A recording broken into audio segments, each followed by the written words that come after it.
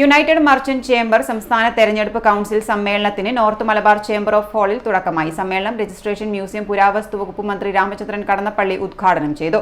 സംസ്ഥാനത്തെ വിവിധ ജില്ലകളിൽ നിന്നുമായി 300ഓളം കൗൺസിൽ അംഗങ്ങൾ പങ്കെടുത്തു. അതിന് ഏതെല്ലാം നിലയിൽ പങ്കാളിത്തം വഹിക്കാൻ കഴിയുമോ അതാണ് സഹകരണ പ്രസ്ഥാനത്തിന്റെ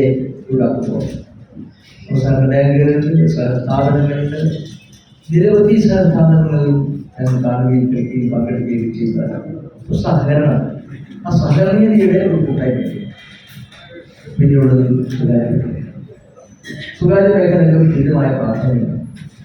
ആ സ്വകാര്യ മേഖല പ്രവർത്തിക്കുന്ന ചെറുതുമായ നിരവധി സ്ഥാപനം നമ്മുടെ രാജ്യത്തിന്റെ ജനാധിപത്യവും സംഘടനാപരവും ഭരണപരമായ അവകാശങ്ങളെ സംരക്ഷിച്ചുകൊണ്ട് ഈ 3 മേഖലകളെയും സമന്വയിപ്പിച്ച് മുന്നോട്ട് കൊണ്ടുപോകുന്ന ഒരു സംവിധാനത്തിലാണ് രാജ്യത്തിന്റെ 4ാമത്തെ പ്രധാനമന്ത്രി